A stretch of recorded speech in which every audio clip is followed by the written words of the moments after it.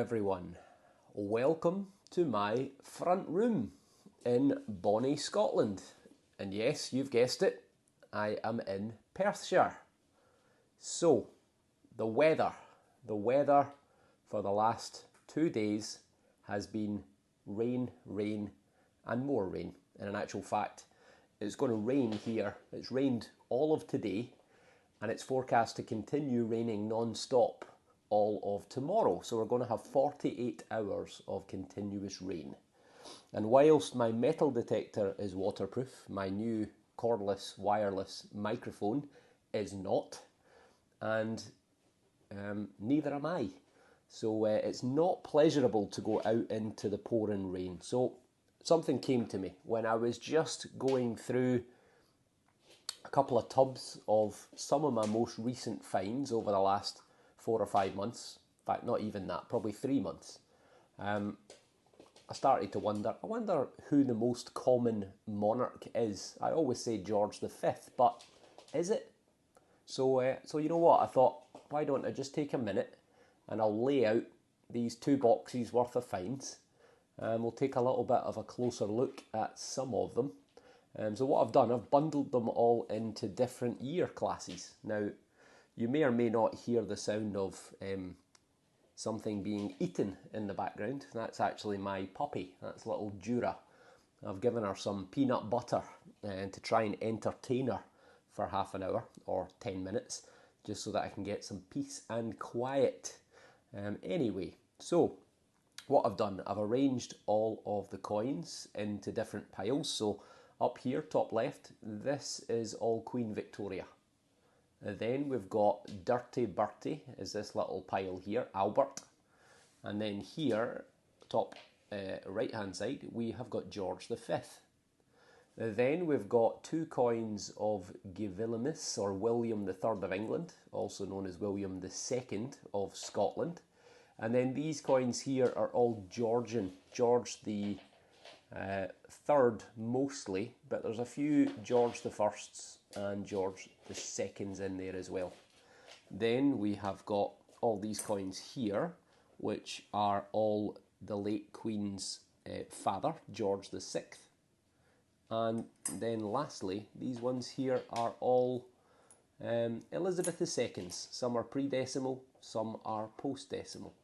Then we've got a big pile of lead seals, which are all here, which are all bag seals or flak seals.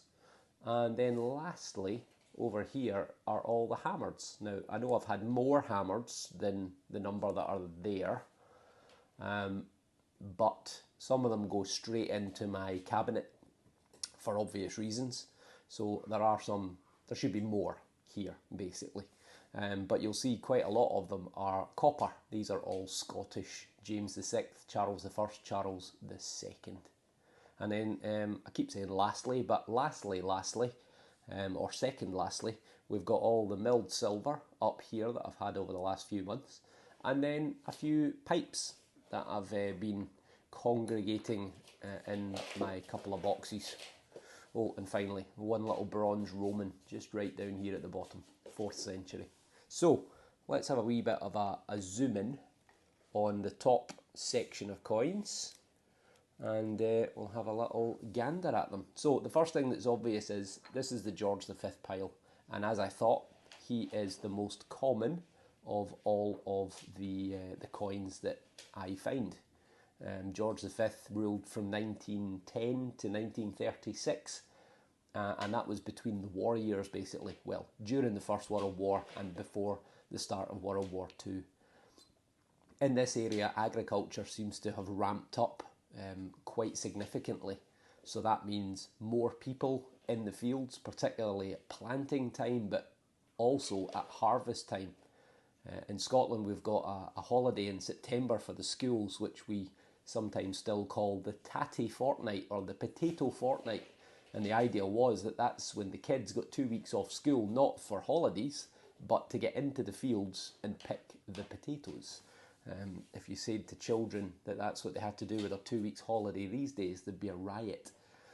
But significant number of Queen Victoria coins up here. So they're 1836 to 1901. I was actually quite surprised by how many dirty Berties that we've had. Alberts. Albert the Seventh. So this is the son of Queen Victoria. Now, until fairly recently, we didn't get very many of him. He's the one who was the playboy prince, the heavy smoker, the heavy drinker. And he only ruled for about 9 years, 1901 to 1910.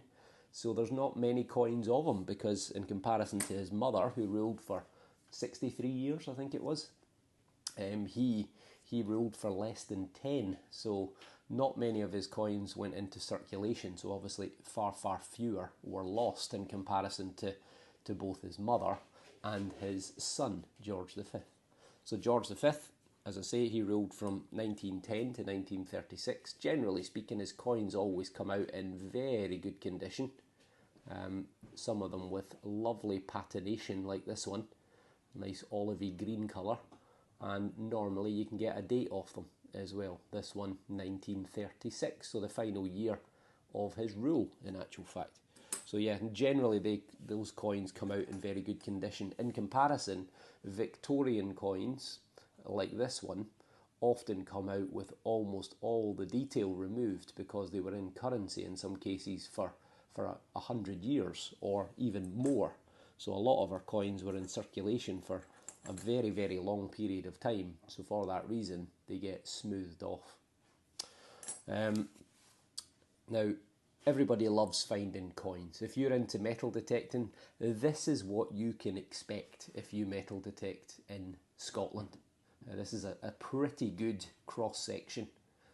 It will vary from area to area. Some areas you might expect more Victorian coins versus George V or Albert, or it will vary basically. Ultimately, it just depends how many people were around at what particular eras. Now, we've got, as I say, two Giviliums here and here. So he is a, I wouldn't say a common coin, but for whatever reason we tend to have more silver coins of his, probably because they were used as love tokens, quite popular with the ladies.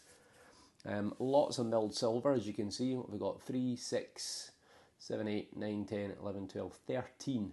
But I know for a fact that I've probably had another 5 or 10 on top of that. Some of them have just gone straight into my cabinet.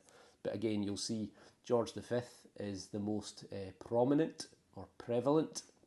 But there are a few Edwards as well. There's an Edward florin. You might remember when I found that. That's a first for me, 2 shillings, or a florin. And there's also a little threepence here of Edward as well. There you go, a little 3 pence from 1908. So yeah, and there's also this little coin here, which I forget. I think it was possibly Dutch. You can see the fleur-de-lis, but then again, it might have been. Oh no, in fact, I think this was French. I think this was one of the Louis, wasn't it? If I remember right, someone identified this for me. Excuse my fingernails, picking through all of the boxes. They're absolutely full of mud. Eyes only finds. We've got some very, very nice little clay pipes. Oh, my tripod's slipping away. I've got some very nice little clay pipes.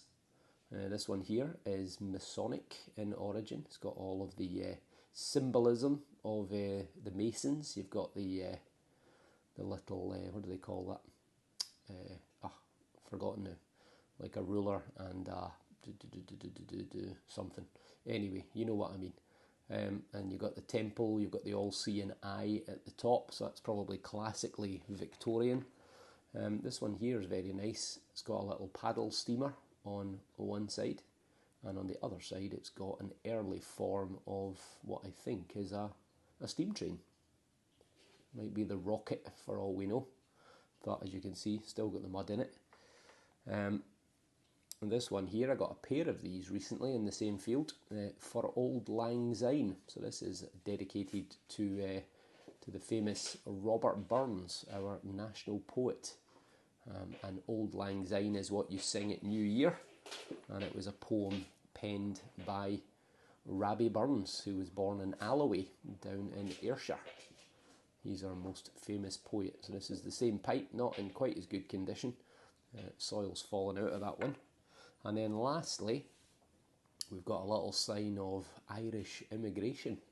So we've got the Harp of Ireland on one side, and on the other side we've got the little, is it a 3-leaf clover or a shamrock? I can never remember which is which. But it's again another little pipe. Almost all of them I think are Victorian, so they're probably going to be the 1830s to 1901, give or take.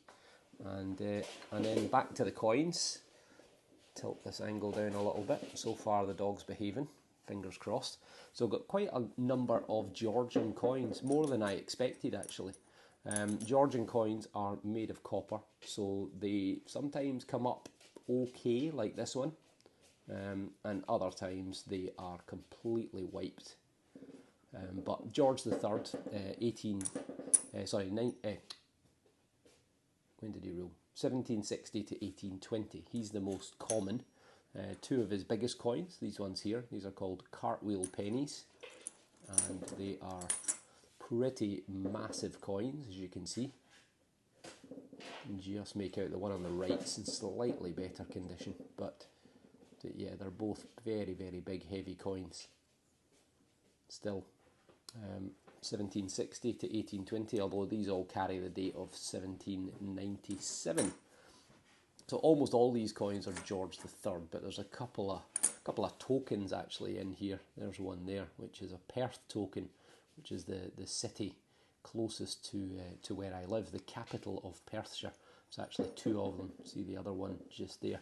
So these both date to 1797, and these are tokens issued by a grocer's, if I remember rightly. You just see the date there, 1797. So one of them in slightly better condition than the other, but these basically passed for currency at the time. And then lots of little hammereds. So as I say, lots of coppers. These are bobbies, which are sixpences. So there's three of them, I think, are bobbies, and the rest of them are all turners. Turners are 2 pences, copper 2 pences. And then we have got, what have we got? Five little hammered coins. We've got a Jura, shushed. We've got a sixpence of James VI there, with a date of 1605. We've got a little broken penny. We've got a French Louis XIV just there. You might remember I found that just a month or so ago on New Fields. That's dated 76. No, 76. 1676, that's dated. It's a quarter of an écu, if I remember rightly. So this one here, I think, is an Edward. This little broken one here, you can just make out the face in the centre. This is another Edward. This is a penny. And this is another Edward, but I think this one is a half groat. It's been just heavily clipped. So 5 little silver coins from the, 12 to 1300s for these three. Probably between 1250 and 1350, give or take. It'll be one of the Edwards, first, second or third. Then we've got the French coin from 1676 and James VI from the early 1600s. And then these copper coins, unfortunately, as I say, the Scottish hammered coins, there were lots and lots of copper ones in currency.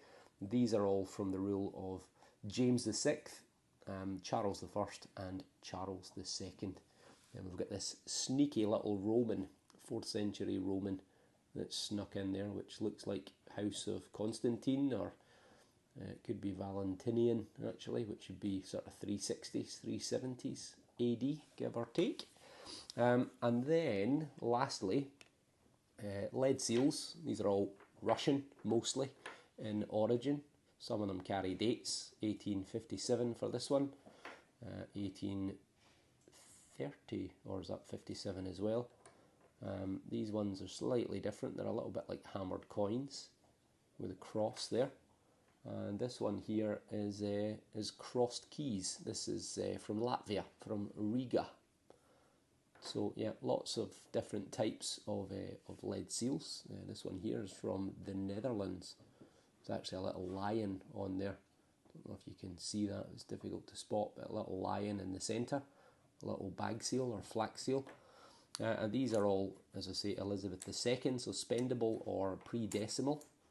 And then her father up here, which is George VI. So the King's Speech, he ruled from 1936 to 1952, give or take, through the Second World War.